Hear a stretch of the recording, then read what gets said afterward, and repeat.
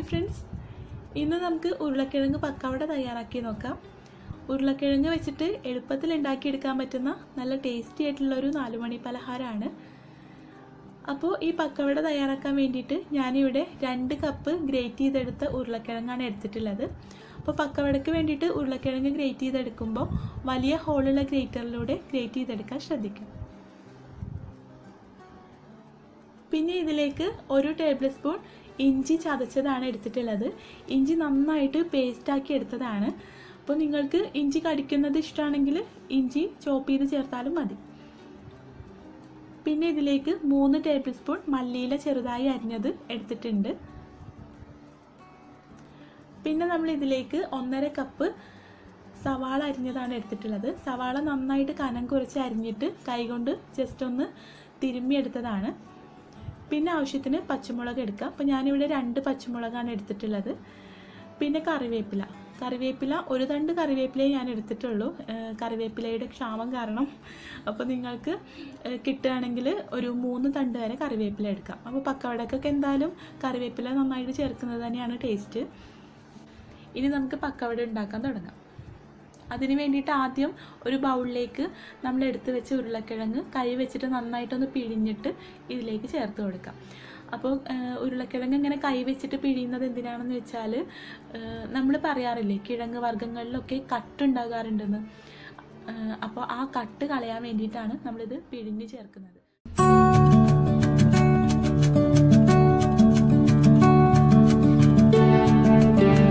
ഉരുളക്കിഴങ്ങ് കൈവച്ച് പിഴിഞ്ഞ് ഒരു ബൗളിലേക്ക് ഇട്ട് കൊടുത്തിട്ടുണ്ട്. ഇനി നമുക്കിതിലേക്ക് ബാക്കിയുള്ള ഇൻഗ്രീഡിയൻസ് ചേർത്ത് കൊടുക്കാം. ഇതിലേക്ക് സവാള ചേർത്ത് കൊടുക്കാം.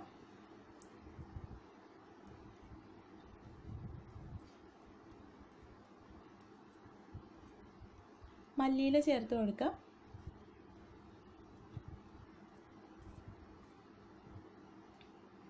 കറിവേപ്പില ചേർത്ത് കൊടുക്കാം.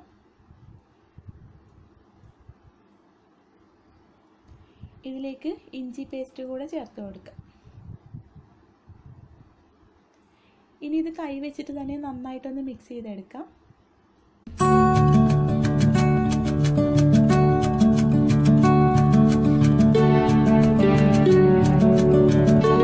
ഇപ്പോൾ ഉരുളക്കിഴങ്ങും സവാളയൊക്കെ ചേർത്തിട്ട് നന്നായിട്ട് മിക്സ് ചെയ്തെടുത്തിട്ടുണ്ട്.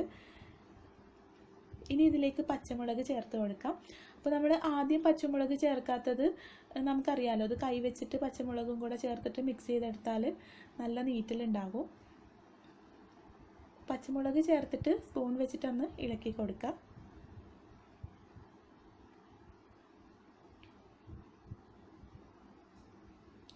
ഇനി ഇതിലേക്കൊരു 1/4 ടീസ്പൂണോളം കായപ്പൊടി ചേർത്ത് കൊടുക്കാം.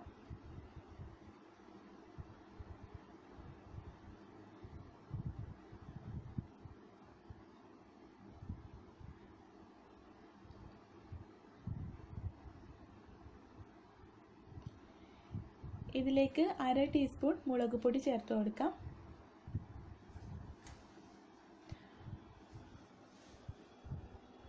എരിവിന് വേണ്ടിയിട്ട് പച്ചമുളക് ചേർത്തിട്ടുണ്ട്. ഇത് നമ്മളൊരു കളറിന് വേണ്ടിയിട്ടാണ്. കാശ്മീരി റെഡ് ചില്ലി പൗഡറാണ്. ഒരു 1/4 ടീസ്പൂൺ മഞ്ഞൾപ്പൊടി കൂടെ ചേർത്ത് കൊടുത്തിട്ടുണ്ട്. ഇതിലേക്ക് ആവശ്യത്തിനുള്ള ഉപ്പും കൂടെ ചേർത്തിട്ട് നന്നായിട്ടൊന്ന് മിക്സ് ചെയ്തെടുക്കാം.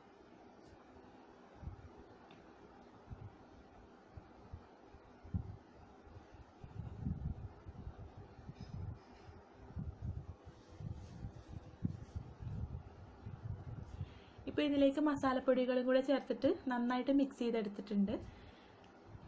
ഇനി ഇതിലേക്ക് കടലമാവ് ചേർത്തിട്ട് നന്നായിട്ട് മിക്സ് ചെയ്തെടുക്കാം.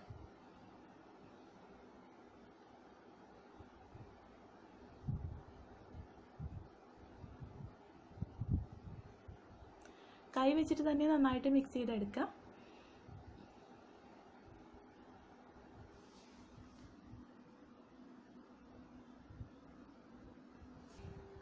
അപ്പോൾ ഇത് മിക്സ് ചെയ്തെടുക്കുന്ന സമയത്ത് തന്നെ നമുക്ക് അറിയാൻ പറ്റും ഇതിൽ ആവശ്യത്തിനുള്ള വെള്ളം ഇതിൽ നിന്ന് തന്നെ നമുക്ക് കിട്ടുന്നുണ്ട്. അപ്പോൾ ഇനി ഇതിലേക്ക് വെള്ളം ചേർക്കേണ്ട ആവശ്യമില്ല. ഇത് നമ്മളിങ്ങനെ പിടിക്കുന്ന സമയത്ത് ഈ ഉരുളക്കിഴങ്ങും സവാളയൊക്കെ ഇങ്ങനെ പുറത്തേക്ക് നിൽക്കണം. കൂടുതൽ മാവാവാൻ പാടില്ല. ഇതിങ്ങനെ പുറത്തേക്ക് നമ്മൾ ഉള്ളിവടയൊക്കെ ചെയ്യുന്ന പോലെ തന്നെ അങ്ങനെയാണ് ഇതിൻ്റെ ഒരു പാകം. ഇനി നമുക്ക് പക്കവട തയ്യാറാക്കാനുള്ള ഈ കൂട്ട് ഒരു 10 മിനിറ്റ് നേരം ഇതുപോലെ തന്നെ വെക്കണം. 10 മിനിറ്റിൽ കൂടുതൽ വെക്കരുത് കേട്ടോ. 10 മിനിറ്റ് വെച്ചാൽ മതി. കൂടുതൽ വെക്കുകയാണെങ്കിൽ ഇതിൽ നിന്ന് വെള്ളം ഇറങ്ങിയിട്ട് നമുക്കിത് ഫ്രൈ ചെയ്തെടുക്കുമ്പോൾ ഭയങ്കര ബുദ്ധിമുട്ടായിരിക്കും. അപ്പോൾ ഒരു 10 മിനിറ്റ് നേരം ഇതുപോലെ തന്നെ ഒന്ന് മാറ്റി വെക്കാം. ഇപ്പോൾ പക്കവടയുടെ കൂട്ട് തയ്യാറാക്കി വെച്ചിട്ട് 10 മിനിറ്റ് ആയിട്ടുണ്ട്.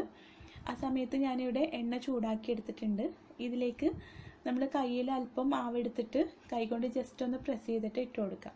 നമ്മൾ ഉള്ളിവടയൊക്കെ ചെയ്യുന്ന പോലെ തന്നെ, പക്ഷേ അതിലും കുറച്ച് ചെറുതാക്കിയിട്ട് തയ്യാറാക്കി എടുക്കുന്നതാണ് നല്ലത്. അപ്പോൾ നമുക്ക് ഈ വട കാണുമ്പോൾ തന്നെ മനസ്സിലാകുന്നുണ്ട് സവാളയും ഉരുളക്കിഴങ്ങൊക്കെ പുറത്തേക്കായിട്ടാണ് നിൽക്കുന്നത്.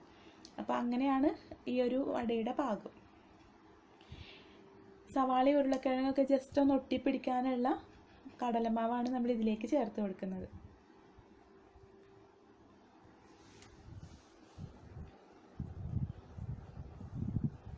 ഇപ്പോൾ എണ്ണയിലേക്ക് മാവൊക്കെ ഇട്ട് കൊടുത്തിട്ടുണ്ട്. ഇനി നമുക്കിത് ലോ ഫ്ലെയിമിൽ വെച്ചിട്ട് നന്നായിട്ട് വേവിച്ചെടുക്കാം. അപ്പോൾ ഇത് മീഡിയം ഫ്ലെയിമിലിട്ടിട്ട് ജസ്റ്റ് ഫ്രൈ ചെയ്തെടുക്കരുത്. ഇതിൻ്റെ ഉൾഭാഗം കുക്കായിട്ട് കിട്ടുകയില്ല. ഉരുളക്കിഴങ്ങൊന്നും വലിയ ടേസ്റ്റും ഉണ്ടാവില്ല. അപ്പോൾ ഉരുളക്കിഴങ്ങൊക്കെ ലോ ഫ്ലെയിമിലിട്ടിട്ട് നന്നായിട്ട് കുക്ക് ചെയ്തെടുത്താലാണ് അതിൻ്റെ ഒരു കറക്റ്റായിട്ടുള്ള ടേസ്റ്റ് കിട്ടുന്നത്.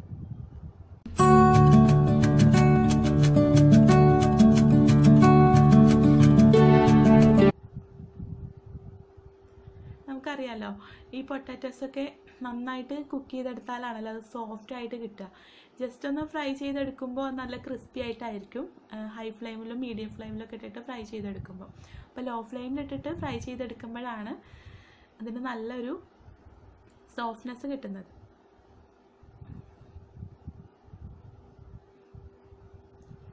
ഇപ്പോൾ വടയുടെ ഒരു ഭാഗം കുക്കായിട്ടുണ്ട്. നമുക്കിതൊന്ന് മറിച്ചിട്ട് കൊടുക്കാം.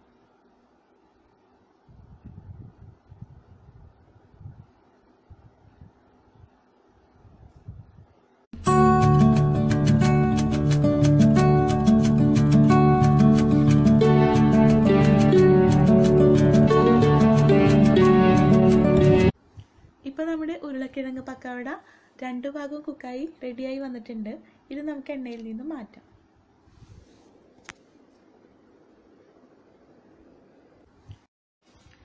അങ്ങനെ ഉരുളക്കിഴങ്ങ് കൊണ്ട് എളുപ്പത്തിൽ ഉണ്ടാക്കിയെടുക്കാൻ പറ്റുന്ന ഉരുളക്കിഴങ്ങ് പക്കവട റെഡിയായിട്ടുണ്ട്. അപ്പോൾ നിങ്ങൾ തീർച്ചയായിട്ടും ഒന്ന് ട്രൈ ചെയ്ത് നോക്കണം കേട്ടോ. ട്രൈ ചെയ്ത് നോക്കിയിട്ട് ഫീഡ്ബാക്ക് അറിയിക്കാം. വീഡിയോ ഇഷ്ടമായിട്ടുണ്ടെങ്കിൽ ലൈക്ക് ചെയ്യാനും ഷെയർ ചെയ്യാനും മറക്കരുത്. നമ്മുടെ ചാനൽ ഇതുവരെ സബ്സ്ക്രൈബ് ചെയ്യാത്തവരാണെങ്കിൽ സബ്സ്ക്രൈബ് ചെയ്യാനും മറക്കരുത്. Thank you.